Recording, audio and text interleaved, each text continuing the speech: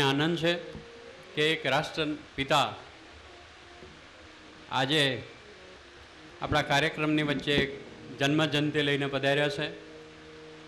તો એવા મહાત્મા ગાંધીજીને પણ આપણે વંદન કરી, જેણે સ્વતંત્રતા આપવામાં પોતાનું જીવનું બલિદાન આપ્યું છે. એવા મહાત્મા ગાંધી. ભારત માતા કી, ભારત માતા કી, વંદે વંદે. વાગેશ્વરી માતા કી જય.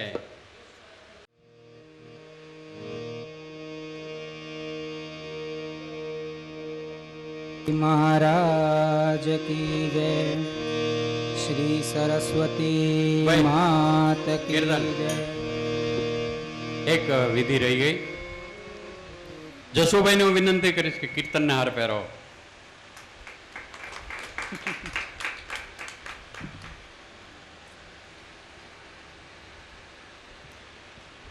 હાર પહેરાવી અભિવાદન કીર્તનનું જસુભાઈ અમારા તબલાવાળા, અંબાલાલભાઈ જે હાર્મોનિયમ ઉપર છે એ પણ આપણા પરિવારના એક સભ્ય બન્યા છે.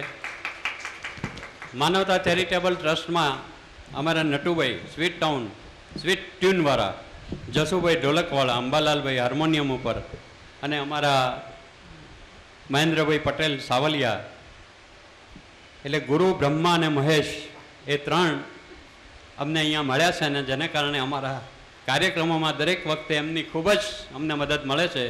વર્ષોથી નટુભાઈનો ભાવ અમારી સાથે 300 રૂપિયા હતો, ક્યાંય ન મળે માઇકવાળો, એનો અમે પ્રમાણ પહેલાં 100 રૂપિયા શરૂઆતમાં, પણ અમે સામે ચડીને એમને 500 રૂપિયા કર્યા છે કે આજની મોંઘવારીમાં એમણે તો માગ્યા જ નથી. અને છેલ્લે એક ભવનલાલ અમારા રસોયા, એક તાળીઓ થઈને એટલા માટે વધાવવાના છે કે દરિદ્ર નારાયણનું ભોજન જે આપણે 4મી તારીખે સવારે રાખ્યું છે એને મને કહ્યું છે કે એનો કોઈ પણ જાતનો ચાર્જ હું નહીં લઉં, રસોઈ બનાવવાનો. એના લગભગ 4000 રૂપિયા કિંમત થાય, પણ એ ભવનલાલ પોતે એ 200 માણસની રસોઈ અહીંયા આપણને બનાવી આપવાના છે. બીજું કે 4મી તારીખે સાંજે દીપયજ્ઞ છે. 108 દીવા પ્રગટાવી આપણે આ કાર્યક્રમને ભાવાંજલિ રૂપે સમાપન કરીશું. અને તે દિવસે જે હાજર અહીં હશે એ દરેકે આપણે પ્રસાદ લઈને અહીં જવાનું છે. એટલે ઘરે કહીને આવજો કે અમારી જમવાની રાહ સાંજે જોશો નહીં. ઘરના આવશે તો અમને વાંધો નથી, પણ તમે જે કોઈ હાજર હો એ બધાએ અહીંયા પ્રસાદ લઈને જ જવાનું છે. અને બીજા દિવસે નવરાત્રની શુભ શરૂઆત થશે એટલે છેલ્લે આપણે માં અંબાની આરતી ગાઈને કાર્યક્રમને સમાપન કરીશું. તો હવે કીર્તન. श्री गजानंद गणपति महाराज की जय. सरस्वती मात की जय. श्री वागेश्वरी मात की जय. संत श्री पुनित महाराज की जय. सद्गुरु देव की जय. ओ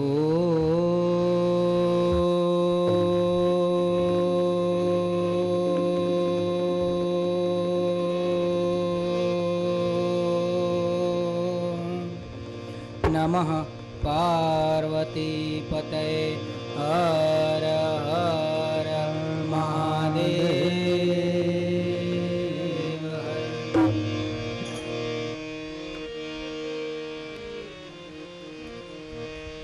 चिंता संतान हंतारो यत्पादाम्बुजरेणव स्वीयानां तान्निजाचार्यान् प्रणमामि मुहुर्मुहुः.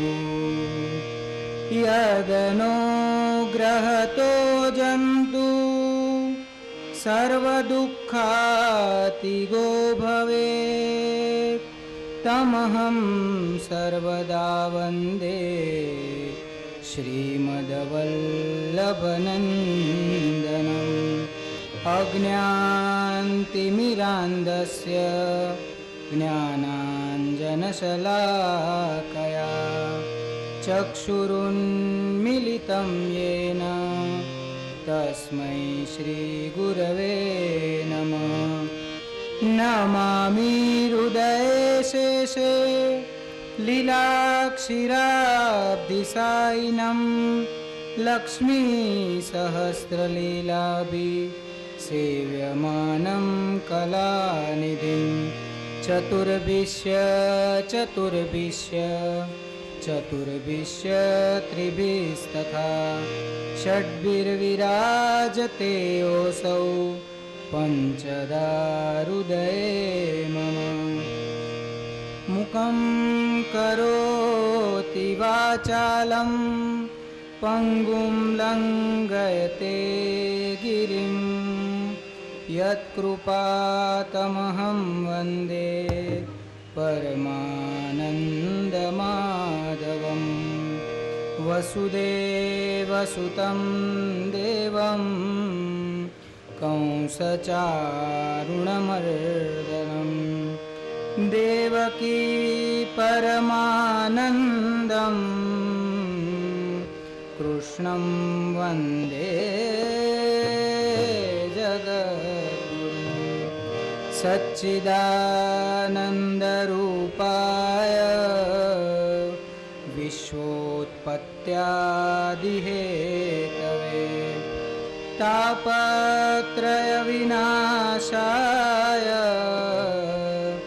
श्रीकृष्णाय वयं नमः।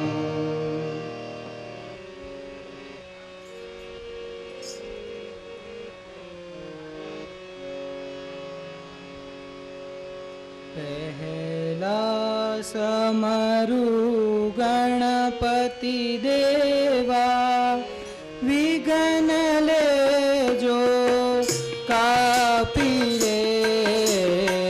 पहला समरु गणपति देवा विघ्न लेजो कापी रे। बीजे समरु शारदा माता वाणी निर्मल आपी रे। बीज समरु शारदा माता वाणी निर्मल आपी रे। त्रिज समरु गुरु चरण ने त्रिज समरु गुरु चरण ने पावन कीजा पापी रे। पहला समरु गणपति देवा विघ्न लेजो कापी रे। पहला समरु गणपति देवा विघ्न लेजो कापी रे। पहला समरु गणपति देवा। चौथे समरु मात पिता ने सद्बुद्धि बहु आपी रे। चौथे समरु मात पिता ने सद्बुद्धि बहु आपी रे। पुनीत पंचम परमेश्वर ने पुनीत पंचम परमेश्वर ने मानव पदवी आपी रे। पहला समरु गणपति देवा विघ्न लेजो कापी रे। पहला समरु गणपति देवा विघ्न लेजो कापी रे। पहला समरु गणपति देवा।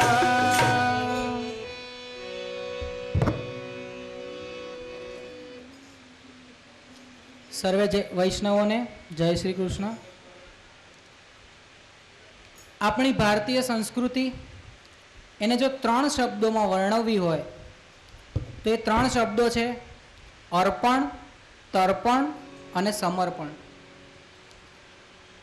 આ 3 શબ્દોનો અર્થ એવો થાય છે, અર્પણ એટલે જે દેવો માટે ત્યાગ કરવામાં આવે, દેવોને આપણે ફળ ફૂલ ચડાવીએ, બિલીપત્ર ચડાવીએ, એ બધું અર્પણ થયું કહેવાય. ઇતિ શ્રી કૃષ્ણાર્પણમસ્તુ. એ અર્પણ આપણે દરેક દેવોને માટે કંઈ ને કંઈ વસ્તુ અર્પણ કરીએ છીએ, એ આપણી સંસ્કૃતિ છે. બીજું છે તર્પણ. જે પિતૃઓને માટે ત્યાગ થાય તે તર્પણ છે. પિતૃઓને માટે આપણે આ અત્યારે જે અઠવાડિયાનો કાર્યક્રમ કરી રહ્યા છીએ, જેમ ભાગવત સપ્તાહ યોજવામાં આવે છે તેમ હરિભક્તિ સપ્તાહ એવો આ આપણે એક સપ્તાહ ઉજવી રહ્યા છીએ અને કેટલાય દિવસોથી આપણે જુદા જુદા ભક્તોની અમૃતવાણીનો લાભ લઈ રહ્યા છીએ. એ તર્પણ એટલે જે પિતૃઓને માટે ત્યાગ કરવામાં આવે. આપણી સંસ્કૃતિમાં પિતૃઓને પૂજવા એવું કહેવામાં આવ્યું છે. અને ત્રીજું છે સમર્પણ. સમર્પણ એટલે જે સમાજને માટે ત્યાગ કરવામાં આવે. આપણને સમાજ ઘણું બધું આપે છે, સમાજ પાસેથી આપણે સંસ્કૃતિ મેળવી છે, લગ્નના સંસ્કાર, નામકરણ સંસ્કાર, યજ્ઞોપવિત સંસ્કાર, એ બધું આપણા સમાજમાં છે. એ સમાજને માટે પણ આપણે કંઈક ને કંઈક ત્યાગ કરવો પડે, એ સમર્પણની ભાવના.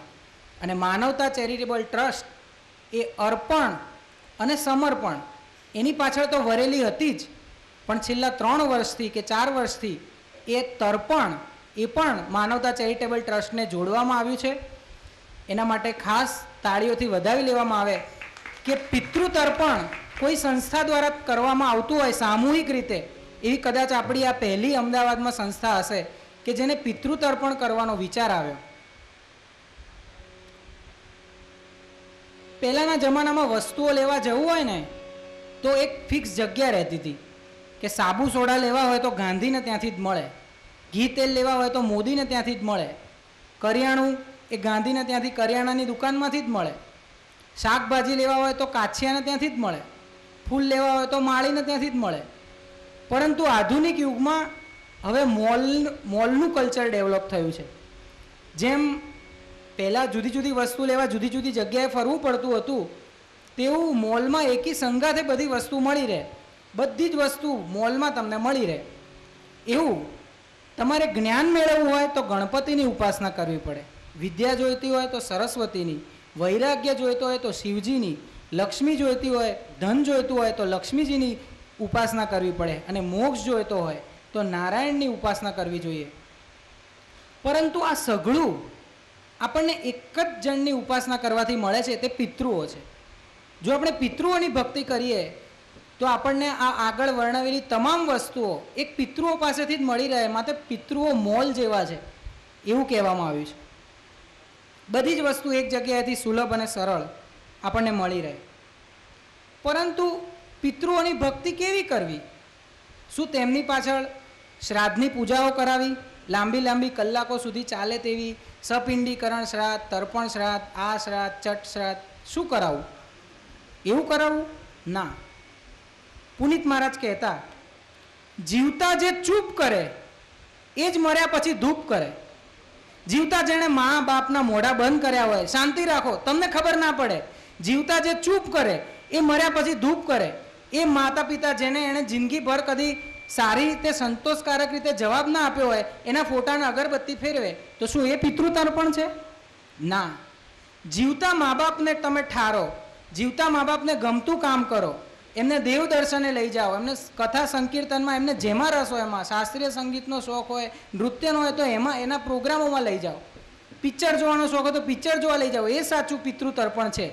નહીં કે ગુજરી ગયા પછી હજારોની સંખ્યામાં બ્રાહ્મણોનો ભોજ કરાવો કે ગરીબોમાં વસ્તુઓ વેચવી. એ પિતૃતર્પણ નથી. જીવતા મા બાપને રાજી કરો. પુનિત મહારાજે કહ્યું છે, ભૂલો ભલે બીજું બધું, મા બાપને ભૂલશો નહીં, અગણિત છે ઉપકાર એના, એ વિસરશો નહીં. લાખો કમાયા હો ભલે, મા બાપ જેના ના ઠર્યા એ લાખ નહીં પણ રાખ છે, એ માનવું ભૂલશો નહીં. માટે જ કહ્યું છે ઉંબરાવાળી